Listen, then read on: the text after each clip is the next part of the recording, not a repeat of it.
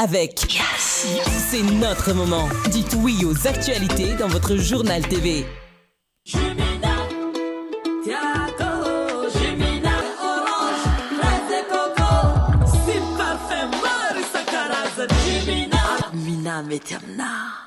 Manolotra ho anao ny vaovao. Salama tompoko, tonga soe tamin'ny Pegasus e. Zahay dia mamokatra kidoro vita avy amin'ny mosy. Tena mateza, voanja fiafy. Manolotra anao ny vaovao.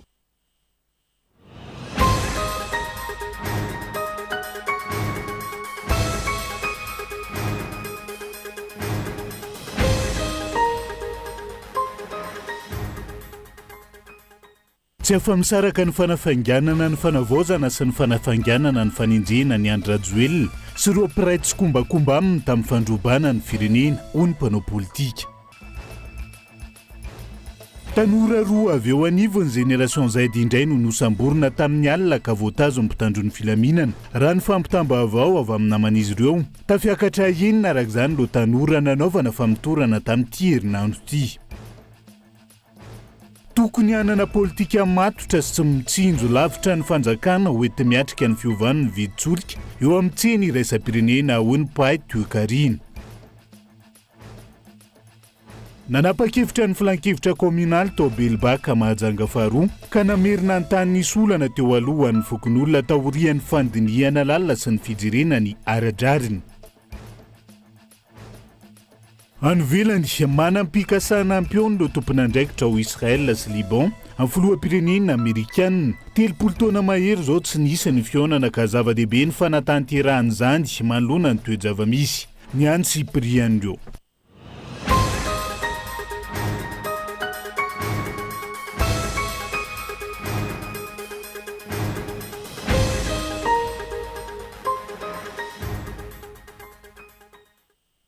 Akasitrahana hatrany ianao tsy misaraka amin'ny fitalavitra kolo amin'izao aly izao tonga soa atao anaty fotoana ny fampalalam-bavao manasa anao ihany koa fanaraka ny any Cyprien izay hoentsika manokatra ny fiarahana avy hatrany tsy afa-misaraka ny fanafanganana ny fanavaozana sy ny fanafanganana ny fanenjena ny Andry Rajoelina sy ny ekipany raha ny faneho-kevitra nentin' ireo mpanao politika androany mety ho vokatry ny tsy fanenjena ara-potoan'ireo olona fitondrana Rajoelina aza no mahatonga ny akorontana misy amin'izao fotoana izao mandeha ila ny fanavaozana eto amin'ny firenena raha tsy misy ny fanenjena ireo namotika ny firenena raha ny faneho-kevitra trany. Tsy vitan'ny miala fotsiny ekipan'ny Andry Rajoelina sy ny firongony fa mila enjehana amin'ny raha tsy vitany teto amin'ny firenena ihany koa. Tsy vitan'olo tokana ireny alatra be vava sy fanodikodinana vola be ary fananam-panjakana tamin'ny fitondrana Andry Rajoelina ireny fa tambazotran'olona ambony maro araka ny tatitry ny Cour des comptes farany teo. Ny fanenjehana n'ireo ekipan'ny Andry Rajoelina sisa tavelam-bola miriary any anaty andrim-panjakana any no anaporofona fa tena manadio tokoa ny fitondrana fanavaozana hoy Rivo Rakotovao.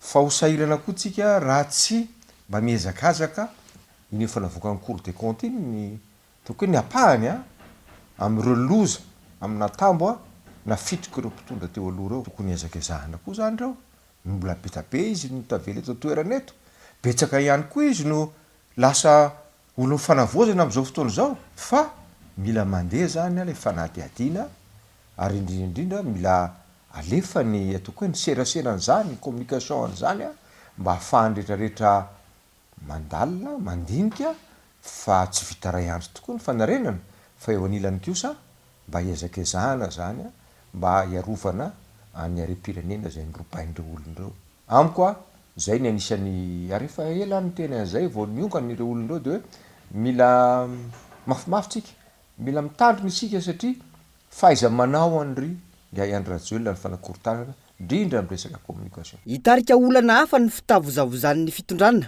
amin'ny fanenjehana ireo sisan'ny fitondrana Rajoelina. Mety hanararaotra ny fisin'ny tsy fitovikevitra eo amin'ny tanora sy ny mpitondra izy ireo ka anao izay ahatonga ny zava-misy ho lasa korotana. Ny olon'ny Andry Rajoelina sy ny ekipany irery ihany no mahazo ny tombony amin'ny fisin'ny korotana hoy ny fanazavana. Noho izany, mila mitady ny fomba hifampiresahana ny tanora sy ny fitondrana satria angadin'ny fitondrana teo aloha ny mamorona korotana hoy hatrany ny fanazavana. Tokony hanararaotra ny fikaonan-doham-pirenena hifampiresahana ny tanora sy ny mpitondra hoy Gatien Horace mba tsy ho tafiditry ny mpanakorotana. Tsy afaka mizaka korotana krizy politique na socio-économique hafa tsontsika tsika tsy hamohany reny tantara zay nangirifiry ho an'ny firenena reny a fa tsy amin'izao fotoana zao tsika mbola hisedra crise politique indray a fa dia andao ifampiresaka amin'ny alalan'ny concertation ohatran'izao no ahitana ny marimaritra iraisana sy ny tsoakevitra ahafahana mampandroso ny firenena. Fotoana ahafahana manao fifanankalozakevitra ny fikaonandoham-pirenena ho an'ny tanora amin'izao fotoana izao hoy ny fanazavana. Zotra roa tsy hafa misaraka ny fanafanganana ny fanavaozana sy ny fanenjehana ny olon'ny mpitondra teo aloha nanao ny tsy mety teto amin'ny firenena hoy Rivo Rakotovao. Raha vao adininy iray amin'ireo dia mandeha ila ny fanavaozana tiana tao. Izay ny mahakasika ny fanenjeny ro nandroba sy namotika ny firenena fa tanora roa avy eo anivon'ny génération Z indray no nosamborina tamin'ny alina ka voatazo mpitandro ny filaminana raha ny fampitam-baovao avy amin'ny namana izy ireo. Tafiakatra enina araka izany ro tanora nanaovana famitorana tamin'ity herinandro ity. Tranga izay nanaovany teo anivon'ny Transparency International antsoavy ny fitondrana fanavaozana ametraka ola ara-pamena ny fanavaozana ny lalàna momba ny faneho-kevitra eto amintsika. Tsy verenany endrika fampitahorana nataony fitondrana teo aloha no isany antony hanaovana izy ireo an'izay andro izay raha ny faneho-kevitra Gabin Loano mitatitra ny Antsipriana. Rajoelina ihany no afaka tamin'ny fitantanana sy afaka teto Madagasikara fa mbola mijanona sy tohizany fitondrana fanavaozana amin'izao fotoana ireo fomba fanaona hitany Seho Ankarahary sy niverina nahazo vahana izany tatoato hoy ny firaisamon'ny pirenena ezaka verimaina ireny tolona ireny raha mitohy izao zava-misy amin'izao fotoana izao hoy ny fanehoan-kevitra voaray. Isan'ny teboka no takina sy niadina tamin'ny fitondrana teo aloha ny momba ny fahalalahana maneho hevitra enim-bolana aty aoriany saika nahitana mangirana manomboka miverina indray ny raha matahora sy ny fanaovana antsonjay raha ny vaovao voaray sy ny hoamarinina mpikambana roa afa eo anivonivondrona ZNZ Madagasikara no voasambotra ny aliny alarobia 15 aprily ka nentiny mpitandro ny filaminana atao famotorana zo fototra ny fanehoan-kevitra sy fihetsiketsehina ampilaminana ka mifanohitra tanteraka amin'izany ny fisamborana miseho ankehitriny hoy ny teo anivon'ny Transparency International Initiative Madagasikara raha nampatsiahy. Takina nandritra n'ireny tolona tamin'ny 2024 ireny akoatran'ny fahatsapana hoe miaina amin'aty firenena fiaino kolokolo isika sy ny hoe tsy fahafahan'ny olo-pirenena misitraka ny zoto ny hoe ny rano ny jiro etc. Dia ny resaka zo ilaza hevitra sy zo hanao manifestation ampilaminana arak'izay voalaza anatin'ny lalàna. Ankehitriny izay zavatra notakiny izay ary heverina hoe efa mba nisy signal mavesatra ihany avy amin'ny olo-pirenena hoe tsy mety intsony ilay mifanakatsakana amin'ny milaza hevitra. Izay indray zao no lasa miverina amin'ny fanamborana ireo tanora izay milaza hevitra. Ary mampatsiaro hoe ilay fomba teo amin'ny présidence Andry Rajoelina ihany no hitanao miverina. Moa ve izany efa tafaverina indray tsika ao anatin'izay fomba ratsy izay izay aloha fantanana voalohany. Faharoa dia ity tsy voatery isika nombo-kevitra amin'ireo tanora ireo. Tsy voatery isika anaika na anda izay lazainy mety hoe heviny anazy manokana ilay izy fa mananjo izy lazan'izay heviny izay ary mananjo hoenona ilay heviny. Fa zao mantsy izao fanamborana izao mantsy lasa miteraka voalohany aloha climat na méfiance. Faharoa intimidant zany ho an'ny olo-pirenena sy ireo izay maniry laza hevitra. Hanesorana ireo fisalasalana aradrarana sy isorohana ny ahiahy rehetra momba ny fitsabahana amin'ny fitantanana ny raharam-panjakana tokony ola rahampamena tsy azo idivirana ny fananganana ny lalàna momba ny fahazoana miditra amin'ny fanehoan-kevitra ampahibe maso hoy ny teo anivon'ny Transparency raha nandroso sosikevitra antony izany ny fiarovana ny firaisan-kinam-pirenena sy fampiroboroboana toedra raha mirindra eo amin'ny fanatanterahana ny fanavaozana. Ilaina ny manatanteraka ny rafitra mazava iantohana ny tetezamita tena iarahany rehetra mandray anjara raha ny fanazavana trany. Mila lanina ny lalàna momba ny loi sur l'accès à l'information en caractère public. Satria eo foana zany milasa ohatran'ny hoe sakatsakana ilay izy tsy ahafahana hoe mahita tsara hoe inona ny tena zavatra mitranga sy tokony fantatra ao anatin'ny firenena. Fa raha tiana tsy tika hoe hialy izay toto izay fa lanina ny lalàna avelo koa ny olona ilaza hevitra.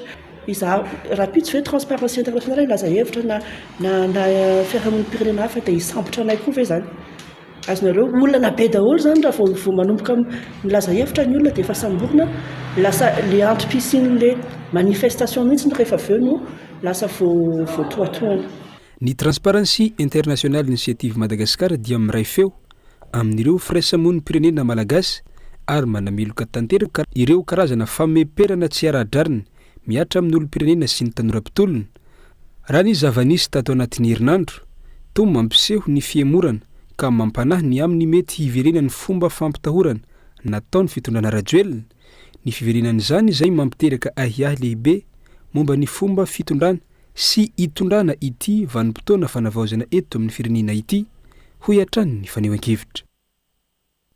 Ho hitantsika miandalana ary izahana ho tanterina ato anatin'ny fampahalalam-baovao hatrany mahakasika an'izay votoatiny sy ny fivoarana izay fisamborana an'ireo vondriny tanora ao anatin'ny génération zay.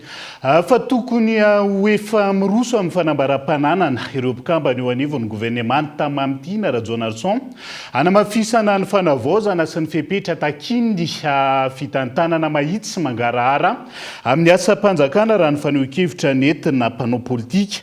Mila manao tombam-pananana ny voana ihany koa ireo nivoaka tao anatin'izay fitantanana teto amin'ny firenena izay.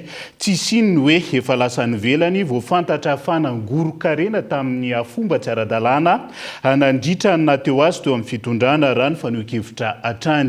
Tsiaro Soarvelo. Efa iray volana izao no nitsangana ny gouvernemanta tariny Prime Ministra Mamtina Rajoelina tokony efa iroso amin'ny fanambaram-pananana araka ny voalazan'ny lalam-pandrenana ireo mpikambana rehetra na ireo vaovao na ireo naverina tamin'ny toerany ka hanairana ny tompon'andraikitra ho ny mpanao politika. Tondro iray amaritana ny finiavan'ny fitondrana hanamafisana ny tantandalàna ny ady amin'ny kolikoly ary ny fanarana ny fepetra takin'ny fitantanana mahitsy sy mangarahara amin'ny asa-panjakana izany ho ny fanehoan-kevitra. Teo amin'ny 5 martsa teo no niforona ny gouvernemanta amin'izao fotoana izao 9 aprily tsika izao dia ahitsika mpanara-baovao fa mbola tsy nisy izay fanambaram-pananana izay. Eo zany no isariana ny sain'ny gouvernemanta indrindra moa zany andriamatoa Prime Ministra hoe tsara angamba manome ataontsika hoe signe ho an'ny olom-pirenena amin'izay hoe finiavana tena anaraka ny lalàna izay miandry an'izay ny olom-pirenena, miandry an'izay ny mpanao politika hanamafisana ny fitokisana an'izao fitondrana fanavaozana izao. Mbola misy ny rafitra HCC hatreto mbola tsy nifoanana. Eo koa ny Bianco izay anisan'ny tena tafiditra indrindra ao amin'izay hoe fanaraha-masony zany fanambaram-pananana zany dia atsipy amin'izy ireo zany, mitodika any amin'izy ireo ny mason'ny olom-pirenena hoe modely azo alainy tahaka ny nanaovan'ny Prime Ministra teo aloha Eritsalama, lahara-pahamehana ny nanaovana tombam-pananana, roa herinandro taoriany nandraisan'ny fahefana. Na izany, tokony irosony ihany koa ny fanambaram-pananana ny voahana, ampisy ny tombana mangarahara sy mahitsy ho hiatrany ny mpanao politika. Aiza tokoa zany ny fanarahana ny lalàna eto amintsika satria tsy ny miditra rery no anaovana azy fa ny mivoaka koa dia efa nisy ny nivoaka teo dia raha ny tokony ho izy zany dia tokony efa nanao an'izay fanambaram-pananana izay ireo nivoaka na dia mbola hoe na ireo reconduit aza zany dia tokony nanao aloha nanavao an'izay fanambaram-pananana izay zany dia zava-dehibe foana zany io hoe tokony ho asehoan'ny olom-pirenena izay hoe tantandalàna dia anisan'ny bitika indrindra zany izay hoe eo amin'ny fanambaram-pananana fotsiny dia arahan'ny tompon'andraikitra tokoa ve ny lalàna velona eto amin'ny firenena. Zava-dehibe ny fanarahana ny lalàna velona raha ny fanehoan-kevitra hatrany. Araka ny andininy ao amin'ny lalam-pandrenana faha 120 andalana faharoa tsy maintsy manao fanambaram-pananana amin'ny HCC na amin'ny Bianco ireo manam-pahefana sy ireo olona mitana andraikitra ambony rehetra amin'ny fanjakana. Adidy apetraky ny lalàna zany ary mila avaozana farafatarana isaky ny 2 taona araka ny lalàna laharana faha 12 sy 200 tsipika 420 tamin'ny 12 Aogositra 2022 momba ny ady amin'ny kolikoly. Tsy nisy fanaraha-maso mazava sintitra nijanona ho lalàna fotsiny zany hatramin'izay ka niarahana hita ny ahiahy samihafa sy ny fanangonan-karena tsy ara-dalàna ry famotsim-bola navoaka ny Cour des comptes ireny. Andrasana araka izany ny fahavononana ampafantatra izany vahoaka amin'ny anaran'ny mangarahara. zay zany isan'ny fomba fanao politika andrasana ao anaty zao fanavaozana eto amin'ny fireneny zao fanaovan'ireo amin'ny tanina ndraikitra ambony indrindra ny mikambana eo anivon'ny gouvernemanta nizay fanambaram-pananan'izay fa ireo firenena mpamokatra manana tahirin-tsolika betsaka sy manome fanampiana no ambany indrindra ny vitsolika maneran-tany ho an'ny Madagasikara manokana tokony hanana politika matotra sy mitsinjo lavitra ny fanjakana hoety miatrika ny fiovan'ny vidiny eo amin'ny tsena iraisam-pirenena raha ny faneho-kevitra nentina Paitoekarena nanaovan'ny mpanao gazety fanadihadiana tamin'ity andro anty Rina Fitiavana. Ambony lavitra no ny vidiny vidianana azy any amin'ny tsena iraisam-pirenena. Ny vidy solika amarotana azy any amin'ny tompom-panjara solika raha ny eto Madagasikara. Azany hoe mahery ny 4,000 ariary ohatra ny litatry ny gazovalina hividianana azy any ivelany. Raha toka amidy 4,400 ariary zany eto amin'ny tompon-tsolika. Raha jerena ny vidy solika eo amin'ny sehatra iraisam-pirenena tena miovaova be indrindra eo amin'ny tsena maneran-tany amin'ny loharano stratéjika iorena ny toe-karena-pirenena raha ny fanazavany ny Paitoekarena. Miovaova araka ny tsena, ny politika sy ny toe-karena maneran-tany ny vidiny.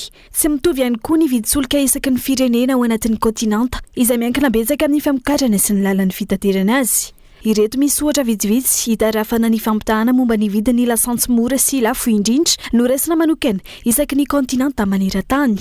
Ho an'ny Afrika, i Libia no isan'ny manana vidy solika ambany indrindra, manodidina ny $3 ny litatra. Raha toka i Malawi no firenena ahitana vidy solika ambony indrindra, mihoatra ny $5 isaky ny litatra. Ho an'ny Europe, i Rosia, manodidina ny $8.15 ny litatra, raha toka manodidina ny $2.80 ny litatra ao Pays-Bas. Ho an'ny Azia, manodidina ny $8.3 ny litatra ao Iran, raha toka mihoatra ny $3.5 ny litatra ao Hong Kong.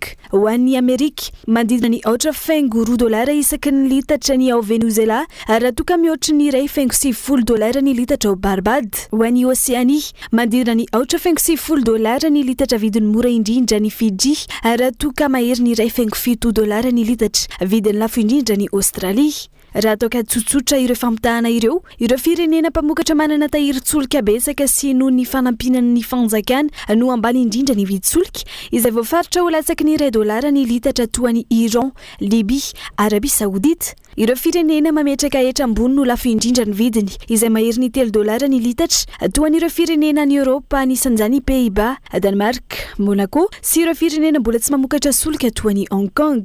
Ho an'ny Madagasikara manokana, $704 ny vidiny litatry ny lasantsy izay tafiditra ao anatin'ny sokajy vidy solika antonony. Izany hoe ireo firenena afrikana mbola manafatra solika sy manome fanampina ny fanjakana ny ankamarony. Nanamafy ny Paitoekarena fa miankina amin'ny sandany famokarana sy ny fitaterana ny fiovaovan'ny vidy solika eo amin'ny tsena iraisam-pirenena. Iankina ny vidiny entana rehetra eran-tany ny firafitry ny vidy solika ary misy fiantraikany amin'ny ara sosialy sy ara toe-karena ny fiakarany. Ohatrany ny Paitoekarena. Miovaova be vidiny sady stratéjika izy, zany hoe misy ain-dehibe ana toe-karena firenena zany ao anatiny.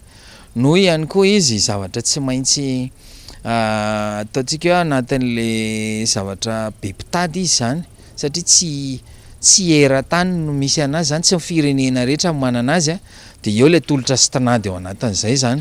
Na eo ary ny zava-misy iraisam-pirenena ny Madagasikara tsy maintsy mbola tsy azo ampiarina le tena hoe vidiny manaraka ny kory iraisam-pirenena zany satria eo le efa mividy, eo ny lanjam-bola, dia eo ihany koa le fifanarahana miaraka amin'ireo ataontsika hoe ireo mpamatsy vola antsika zany, dia nefa ihany koa eo ihany koa ny fifampiresana le lobby miaraka amin'ireo opérateur pétrolier, opérateur distributeur atsika eto Madagasikara zany. Manodidina ny $450 hatramin'ny $950 ny barilina ny solika teo amin'ny tsena iraisam-pirenena tamin'ity androany ity. Ity vidy solika iraisam-pirenena ity izay miaka-midina vokatry ny ady eo amin'ny Iran sy Israel amin'izao fotoana. Andrasana ny famaritana ny vidin'ny solika vaovao eto amintsika izay mbola hifampijiniany amin'ireo teknisiana sy ny ministera pia. Fitantanana ny tanàna n'Antananarivo vetivety Tsy afapo tamin'ny fanendrena ny PDS vaovao eto Antananarivo renivohitra ny syndicat ny mpiasan'ny commune Antananarivo renivohitra nitondra ny fanehoan-keviny tamin'ity androany ity. Tsy araky ny andrasan'izy ireo ny voatendry izay tokony olom-baovao tsy avy amin'ny team na TGV no napetraka tamin'izay toeran'izay. Na izany aza tsy manohitra fa vonina iara-iasa ny mpiasan'ny commune ka tokony olana-pameniny ny PDS amin'ny famahana ny olana iainany vahoaka eto andrenivohitra. Andao arahantsika ny fanampanazavana mikasika izay. Fa naninona moa raha tonga dia tojiny natao PDS na tonga dia izy natao lany satria ny nangatahanay dia hoe oka mba tsy tena loko politika mivandravandra no tendrena président délégation spéciale Antananarivo fa ngala ny olona Madagasikara no hoe olona efa manana andraikitra no mbola andeha tendrentsika indray. Tsy miady zay, tsy manana olana amin'izan'izy fa le fomba fanaovana politika mihitsy mila amboarina satria manimba mpiasan'ny commune le izy. Satria ny nangatahanay dia hoe mba tsy ho TGV na team ny PDS ka olona mivandravandra. Nefa le izy mivaliana ty aminay zany zao manao hoe io le izy. Dia asakasaka izay olona hitondra Antananarivo, asakasaka izay olona anao an'le asa rehetrarehetra fa manateny zahay fa mety amin'ny latsinainy ny passation fa alohan'ny alatsinainy manateny zay fa hoatsony le PDS vaovao mba ahafahana mijery inona marina moa ny olona mpiasan'ny commune. Ampitomboana ny isan'ny brigady kanina eto Madagasikara hanamafisana ny fanaramaso sy ny fiarovana ny sistany ahafahana manamafy ny ady atao amin'ireo trafika tsy ara-dalàna raha ny fanehoan-kevitra ny onetiny teo anivon'ny fahadiserana malagasy. Ity faran'izay nandray ireo fitaovana samihafa sy alika mpitsongodia ho an'ny brigady kanina avy amin'ny organisation internationale pour les migrations na ny OIM sy ny masovo japonais miasa sy monina eto amintsika. Daniela Minorso. Mbola marefo sy tsy voafehitra eto ny fiarovana ny morontsiraka sy ny sistan'ny Madagasikara, indrindra ny tapany avaratra Andriafanosy izay ahitana morontsiraka mihoatra ny 5,700 kilometatra. Manjaka ny kolikoly amin'ny sehatra maro samihafa, raha tsy ilaza fa tsy ny fampidirana sy famoahana entana tsy ara-dalàna, tsy ampy ihany koa ny brigady kanina amin'ireo toerana misy ny fahadiserana ny malagasy sy ny fitaovana toy ny alika mpitsongodia, ny lafiny arakolona izay miandraikitra ny fiarovana ny sistany. Antony mampirongatra hatrany ny fifindramonina tsy ara-dalàna, ny fanondranan'olona tsokosoko, ny trafikana zava-matomelona, ny fanondranana biby arovana, trafikana devisa sy ny maro hafa. Antony nitarana ny brigady kanina amin'ireo toerana misy ny fahadiserana ny malagasy sy ampitomboana ny isan'ny alika mpitsongodia ihany koa. Ny isan'ny alika mbola tsy ampy, ny isan'ny olona ihany koa mbola tsy ampy satria mila olona ary mila alika betsaka vao mavita an'izay. Ny eo am-pelantanana mbola tsy ampy ka anitatra mikasika an'izay satria ny eo Tamatavy zao asiana toerana ahafahana mampiteraka an'ireo alika reo izay azahoana taranaka hoentina ampitomboana ny isa izay ampiasaina eto Madagasikara sy amin'ny faritra manodidina Madagasikara. Hanampiana ny brigady kanina namafy ny fiarovana ny sistany araka izany, nanolotra fitaovana maro samihafa ho an'ny brigady kanina tetsy nanisana androany teo anivon'ny OIM na ny organisation internationale de la migration sy ny gouvernement japonais tamin'ny alalan'ny masovony teto an-toerana. Nanamafy ny fahavonona ny ara-iasa amin'ny firenena afrikanina, indrindra fa i Madagasikara ny gouvernement japonais ho fampiroboroboana ny fitantanana ny sistany ho azo antoka sy mahomby kokoa. Amin'ny alalan'ireo fitaovana natokana ho an'ny fikarohana sy ny sisa, afaka hanatsara bebe kokoa ny fahaiza-manaony amin'ny fitiliana ireo ekipa amin'ny toe-javatra manakaiky ny tena zava-misy eny amin'ny kianja. Ankoatr'izany, ny fitaovana ho an'ny fanazarana sy ny fametrahana amin'ny toe-javatra isan-karazany dia hanampy amin'ny fampivelarana, ny hafainganam-pandeha, ny fahamarina toerana ary ny fifehezan'ireo alika eny an-kianja. Farany, ny fitaovana veterinera mifanaraka amin'izany dia iantoka fanaraha-maso ara-pahasalamana tsy tapaka izay tena ilaina amin'ny fitazonana ireo mpiara-miambina antoka ireo ho amin'ny avo ambony indrindra amin'ny fahombiazan'ny asa. Isan'ny vokatra andrasana aorian'izao ny hanatsarana ny fitantanana ny sistany amin'ny toerana misy ny seranatsambo ny Mahajanga sy Toamasina, ny fanamafisana ny fahaiza-manao ny brigady kanina sy ny fahadiserana malagasy ary ny fampidirana ny fanaraha-maso sy ny fitantanana ny fivezivezeny entana sy ny olona. ho any aloatra vetivetsika iresaka ny sy ampiariana vary akotra 300 taonina novidiny orinasa mpanjakana SPM amin'ny vidiny 700 ariary ho famahana ny olany vidim-barina ampitarain'ireo tantsato ao anatiny faritra loatra nampafantatra zany tamin'ny fomba ofisialy tany antoerana ny ministry ny varitra sy ny fanjifana sy ny ministra ny fambolena andao rahantsika ny fanampanazavana ny entin'izy ireo mikasika izay. Misy moa zany ny fionana niaraka tamin'ireo vahoaka teto amin'ny commune ny Ambatomantsa nitondrana ny SPM izay orinasa mpanjakana eo ambany fiahin'ny ministeran'ny varotra hividy zany vary eny anivon'ny Tatsa mba ahafahana zany mitroka n'ireo tahiry mba ahafahany vidin'ny vary mirindra araky ny tokony ho izy ihany. Ny zava-baovao moa zany dia nampitombona ny fahafahan'ny SPM hividy an'ireo vary ireo ka tamin'ity indray mitoraka ity dia amin'ny 200 tonnes ny vary vidina teto anivon'ny distrikany Amparafaravola ary amin'ny vidiny 1700 ariary. Eto moa zany dia ampatsahivina hatrany fa vaindohan-draharaha ny fitondram-panjakana ny ijerena tsirairay an'ireo antony mahatonga ny tantsaha izay ho matiantoka amin'ny asa aman-draharaha izay ataony ka anisan'izany ny fitsonjovana ny vidim-bokatra izao. Lafomba vao hafa ho tanterahana ny Canada ny 20 aprily hatramin'ny 1 Mei avy zao mission économique et commerciale au Canada andiany favalo izay hitondrana mpandraraha malagasy amina sehatra samihafa raha tsy ilaza fa tsy ny sehatry ny agribusiness sy ny digital. Antsena kanadiana izay mbola malalaka sy azo trandrahana tsara saingy noho ny alavirany variana tsy eropany rehetra amin'izao fotoana izao. Andao rahantsika ny fanampanazavana.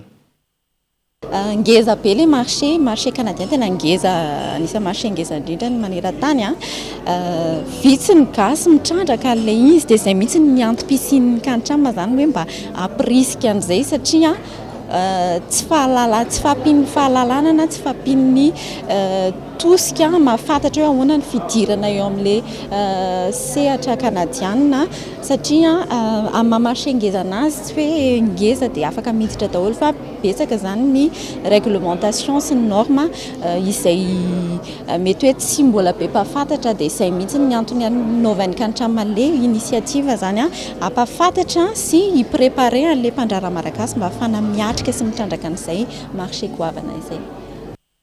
Tonga ato anatin'ny fotoana andoka vetivetsika aza misaraka aminay ary.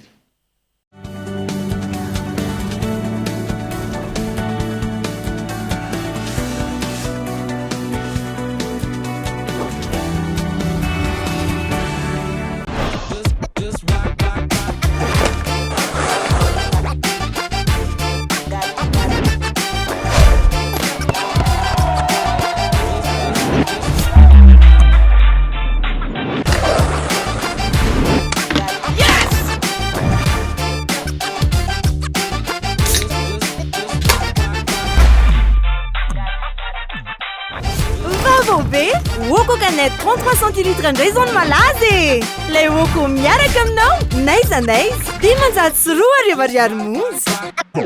Pâques fabuleuses! Une occasion à ne pas rater dans tous les magasins Cosmos du 23 mars au 19 avril. Des remises allant jusqu'à 40% sur certains produits. En plus, bénéficiez d'une facilité de paiement jusqu'à 30 mois avec la vente à crédit Miringe uniquement chez Cosmos. Qu'attendez-vous pour aller chez Cosmos du 23 mars au 19 avril et profitez de remises allant jusqu'à 40% sur certains articles. Cosmos, votre partenaire de confiance.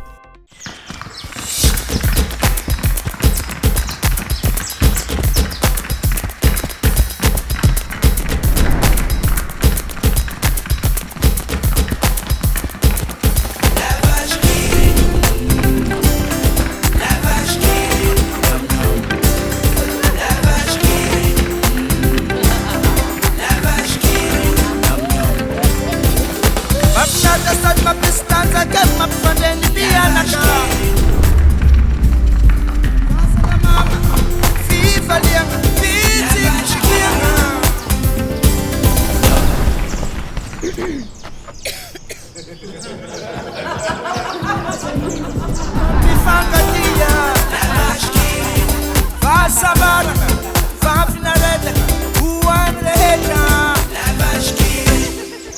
Alliance solidaire La Vache qui rit. Le 26 avril 2026, courons ensemble. Rendez-vous au parvis de l'Hôtel de Ville. Une participation, un don pour l'hôpital Mère et Enfants d'Amboumiandre. La Vache qui rit, parce que c'est bon de rire. Efa full taona mahery zany isiny vovo-tsavony extra propre manatsara traniny kalitao an'izy ary zany mahatonga anazy mbola mitana laharana voalohany raha mbola eto Madagasikara. Mora malio ty lamba lafa mampiasa extra propre tsy mandany fotoa ela tena afapo aloha zaho. Za aloha tena efa ela ny afapo e satria izy no vovo-tsavony mandaitra indrindra raha mbola eto Madagasikara. Menakala tegna tiavako extra propre izy managna hanitra maro be surtout parfum floral tiako e. Tianao ma chérie fa extra propre zao vovo-tsavony tegna ankafizin'ny malagasy jiaby. Extra propre rô tsara e. Afa ihany extra propre sady ny vidiny 300 ariary foana. Marina be mihitsy zany a. Rehefa hoe vovo-tsavony zany de fa hoe extra propre tompiny fahadiovagna. Jumina tiako Jumina magnala etaetanaka manala etaeta hitanao mpivarotra rehetrarehetra meilleure qualité mitondra vitamine C. Jumina ny goût tegna naturel tsy pirate fa tegna réel. Parfum orange, fraise et coco sy parfum maro isan-karazany. Jumina avy agny Europe amle tegna top. Mina mety amina. Salama tompoko, tonga soa tamin'ny Pegasus e. Zahay dia mamokatra kidoro vita avy amin'ny mosy tena mateza voenja fiafy manitsy azon-damosina ary manampy amin'ny fitsaboana azy foniny azo safidianana tsy tiany bibikely io a tsy mandray lelanafo azo andalorana azo atao coussin anakanapé mety boela gilet de sauvetage ary mbola misy tapis masolotsi amin'ny loko isan-karazany tsy mifidy toerana n'aiza n'aiza mahatatry soka mora diovina sady tsy matahotra rano nefa malefaka. Pegasus koa dia mbola manana canapé sady fandrina ary isolant thermique ilay mampangatsiatsika ny atotrano amin'ny andro mafana sy mihazona ny hafanana amin'ny andro mangatsiaka dia tonga varalina fa misy refizety. Mila hevitra vaovao ampandrosoana ny asa koa.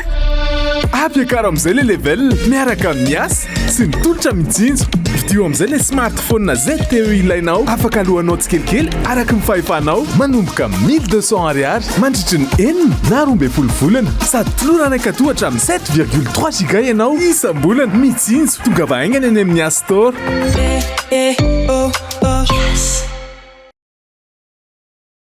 Foire Pro-Hygiène et Cosmétique du 30 avril, 1er et 2 mai au Stade Barré à Mamassen. Vente expo des produits d'hygiène, de propreté cosmétique, nettoyage et du bien-être avec plus de 100 marques. Profitez des diverses promotions jusqu'à 50% et tentez de gagner le gros lot. Voyage tout compris pour 2 personnes à Manambat et d'autres lots. Entrée gratuite. Sponsor, VAO, Spécial, Impec. Partenaire, Nickel, Extra Propre. Infoline 03707 447 01. Partenaire média, Cool TV, Cool FM.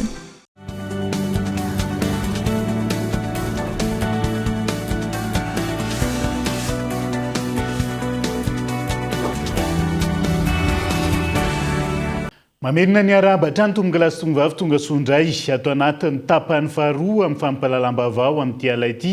Mialohany idirantsika ao anatiny votoatin'izay vaovao mafana ihany koa amin'izao alina izao.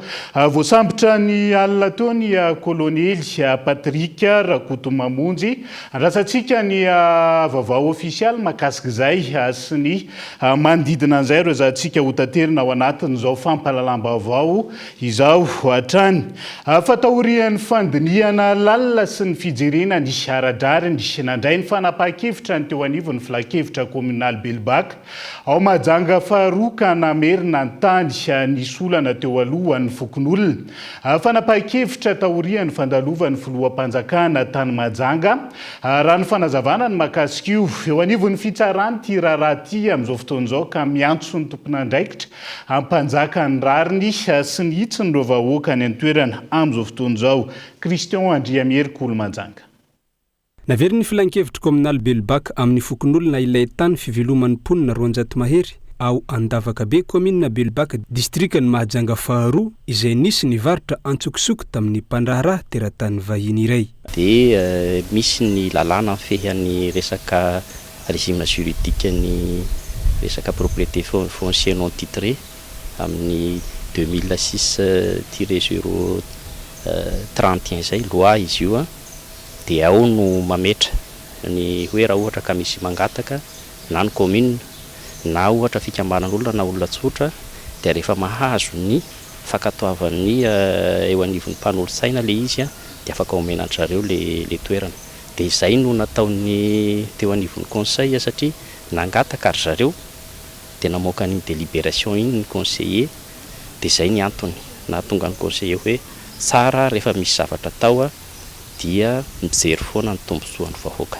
Niona mivantana tamin'ny filohan'ny fanavaozan'ny Republikan'i Madagasikara nandritra ny fandalovan'ny tany Mahajanga ny fiandohany volana febroary teo ireo mponina voakasika taorian'izay no nisy izao fanapahan-kevitra izao raha ny fanazavana ary efa ndala mpikarakarana ny famahana ny olana sy ny famerenana ny tany amin'ny ara-dalàna ny fanjakana raha ny angom-baovao ny tanterahana. Hisy raha teo ny fahatongavan'ny tompon'andraikitra voakasika any an-toerana raha ny fanazavana voaray fa raha iverenana efa nandalo dingana maro ity olana ity ary hiakatra fitsarana ny raharaha ny alatsinainy ho avy izao efa nandraisy teo anivon'ny commune ka manantena ahazo ny rary ny ireo vahoaka amin'io fitsarana io.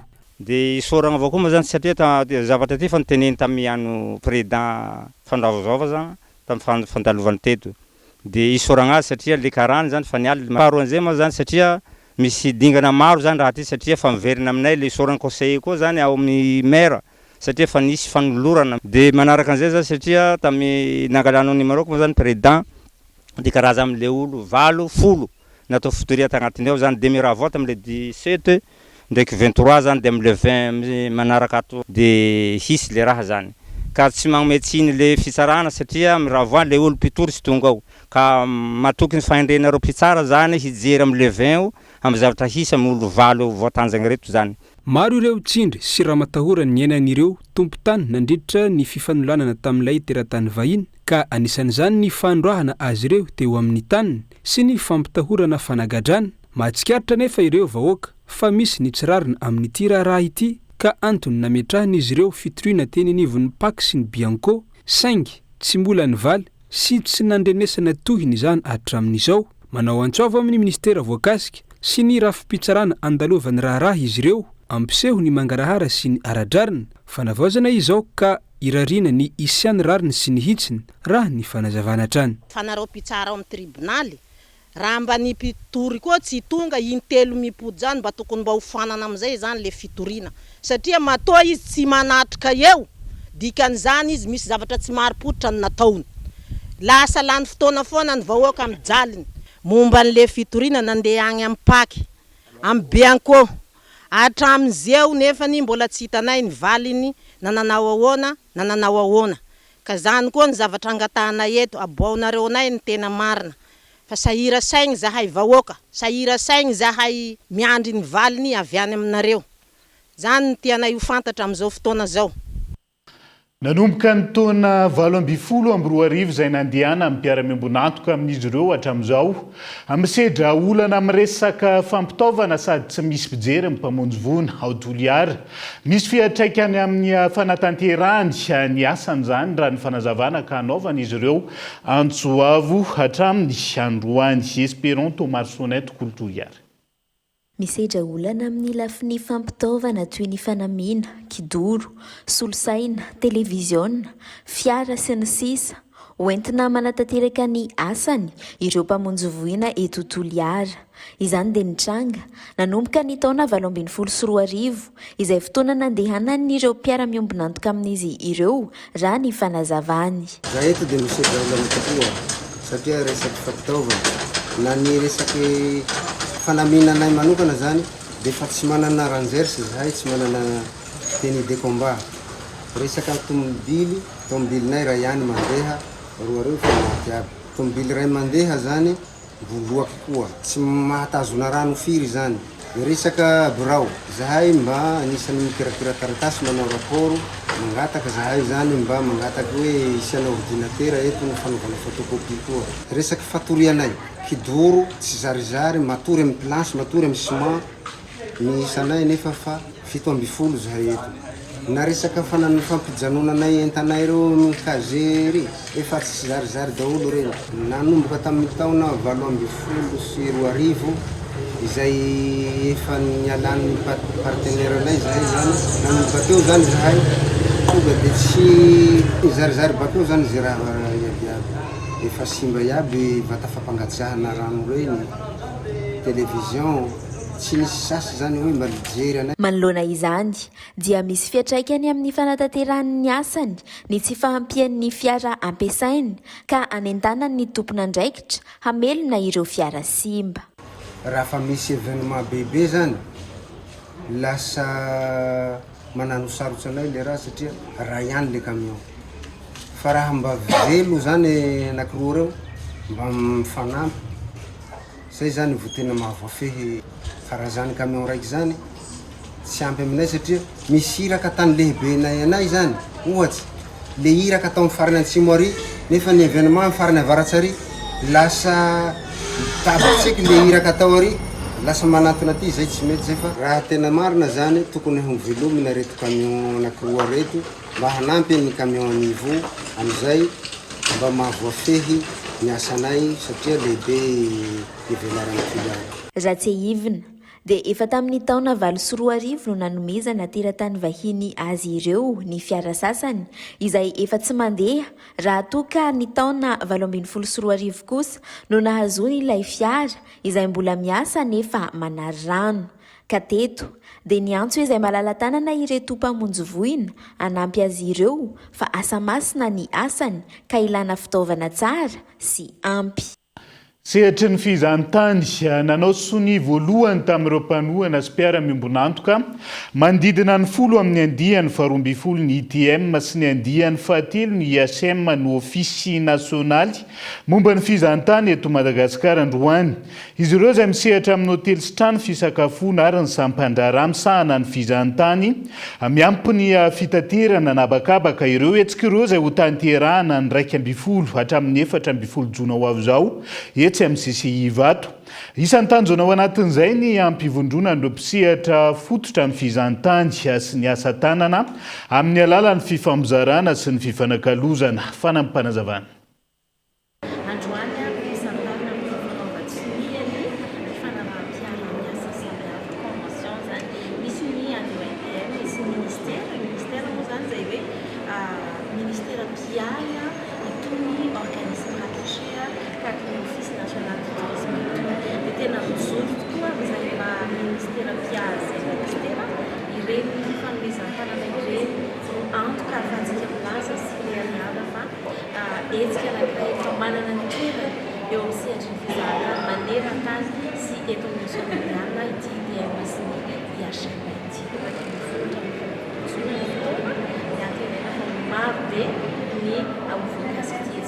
Manambahiny indray samy mpanafampalalam-baovao amin'ny ality resaka makasika ny salon de la créativité voatra izay miditra amin'ny andihany 12 amin'izao fotoana izao. Vahintsika Andriamatoa Gilles Razafintsalama miarabanao tonga soa ato anatin'ny fampalalam-baovao amin'ny ality. Arak'izay natsidiko tany ampiandohany zay miditra ao anatin'ny andihany 12 ny salon de la créativité voatra. Manahoana marina ny makasika zay. Manao Andriamatoa Ivesara miarabany mpijeriny Cool TV efa pikarakarana faraparany mihitsy io zao amin'le izy zany hoe andihany 12 moa ty zany fa ny mampiavaka azy amin'ny sasany rehetrarehetra teo aloha dia nanandro niezaka izay nanokatra an'ilay izy amin'ny sehatra iraisam-pirenena. Ny tanjony natimiran'ny varotra sy indostria Antananarivo moa nanomboka tamin'ny resaka ny fitondrana an'ity institution ity dia ny hoe ampifandray ny orinasa kely sy ny salasalany sy ny sehatra iraisam-pirenena. Dia anisany ty salon de la créativité vory ity dia amin'ity taona ity zany zay nataonay ny Maroc no firenena fiantsoana azy hoe firenena invité amin'ilay izy.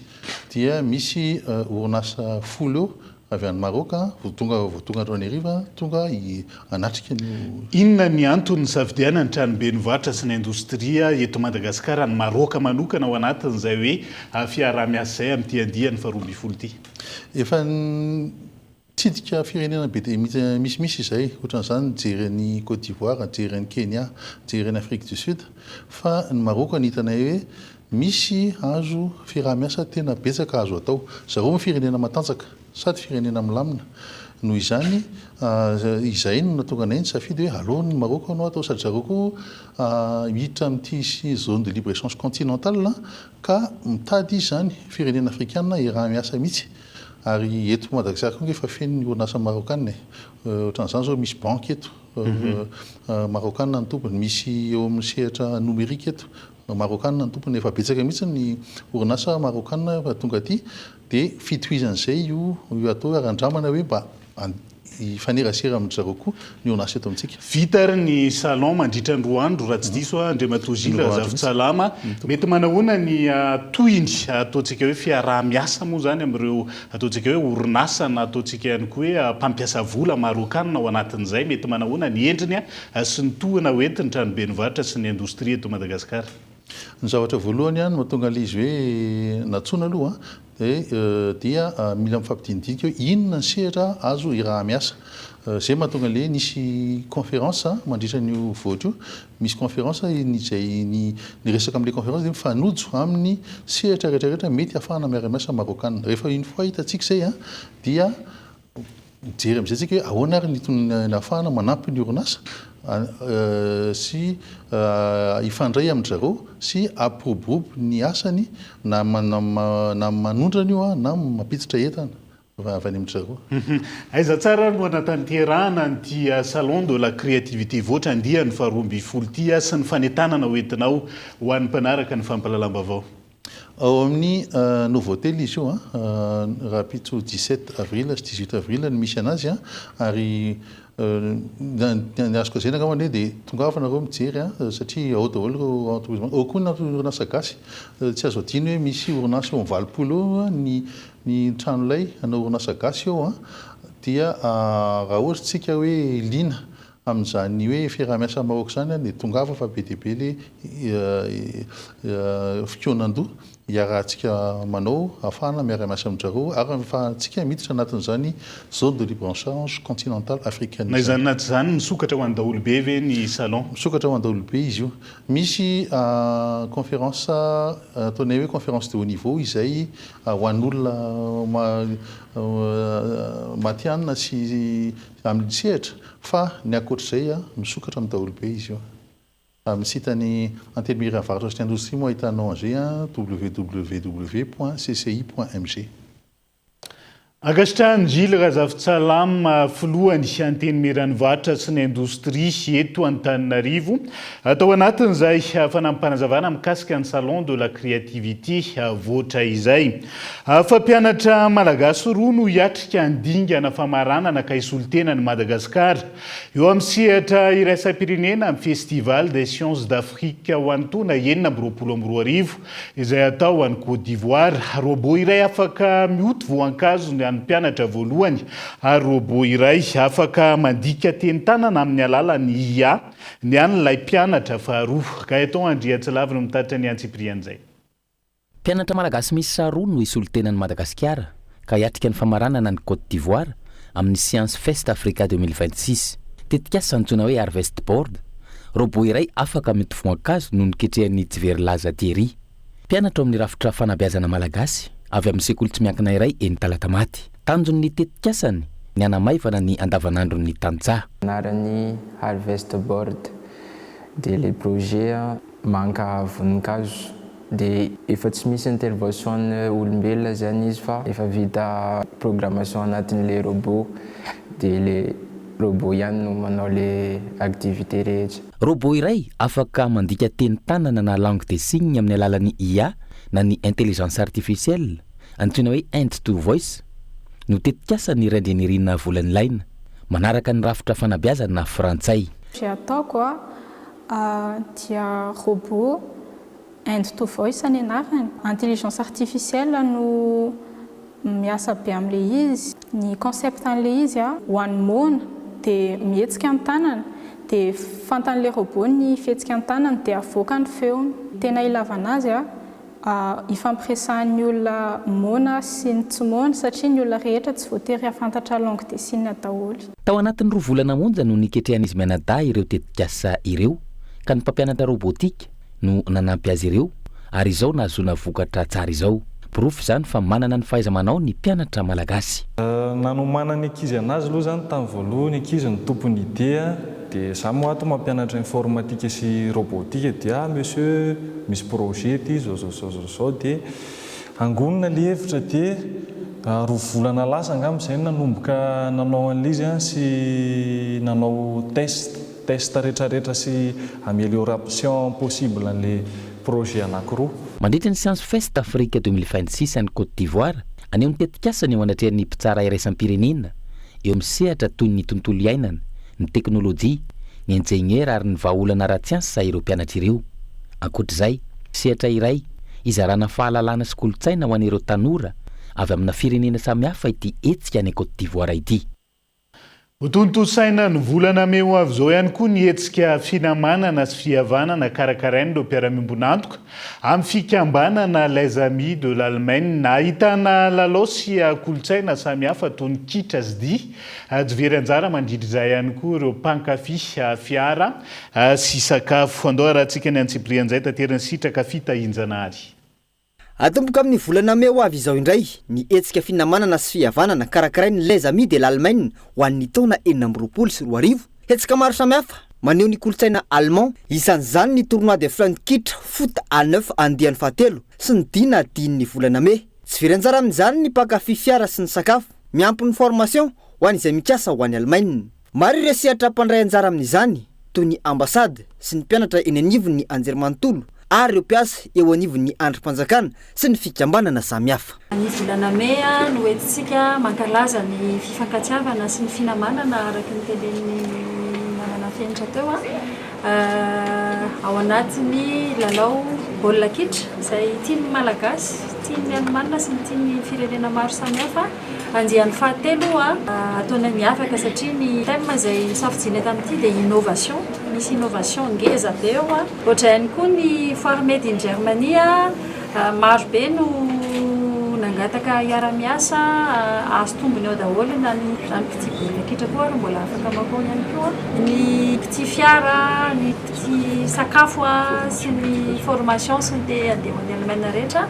Ary ny ampiavaka azy ny kolontsaina Allemana izay ataontsika hoe ny diany volana me na ny danse de me dia ho ampahafantarina sy ho zaraina amin'ny malagasy ohatr'izao zany festivité anisan'ny mahafinaritra ny zareo Allemana any dia hoentsika ho velabelona io Fanatsarana, fampivoarana, fanomezana endrika vaovao ny targetra nentin'ny filohan'ny fikambanana nampitaina tamin'ireo birao sy ireo mpikambana. Ho fanatsarana atao mangarara sy manaraka ny fianatra ny lalao raha ho an'ny tournoi Frankfurt manokana.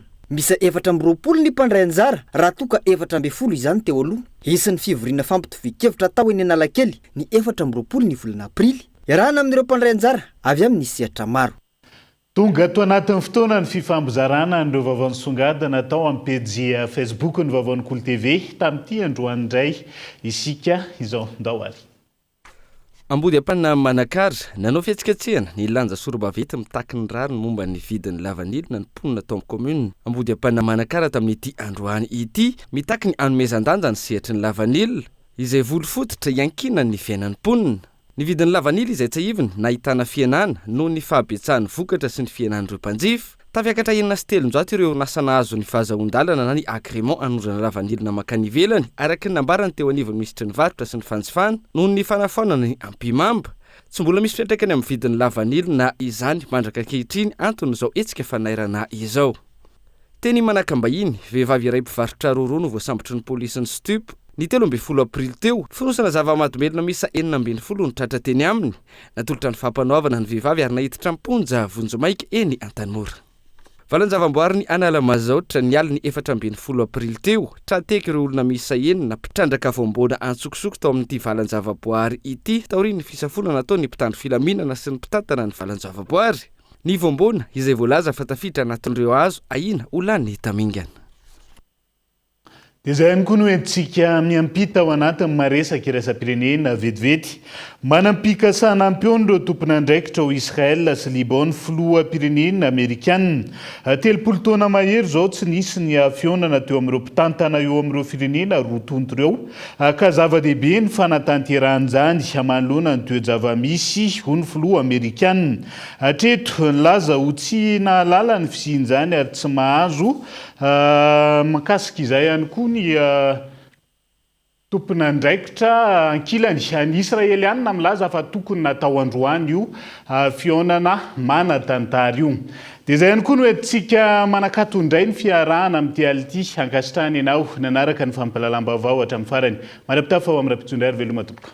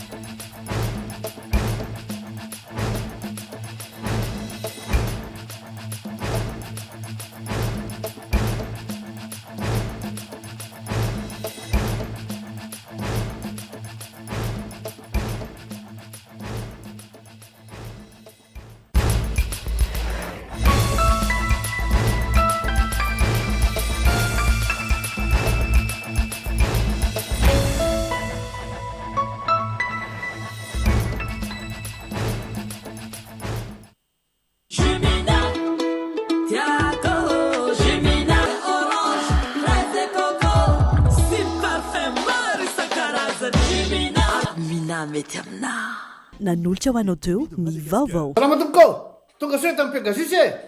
Zay dia mamokatra kidoro vita avy amin'ny mosy tena mateza voanja fiafy. Vous a présenté ny vaovao. Avec Cassis, c'est notre moment. Dites oui aux actualités dans votre journal TV.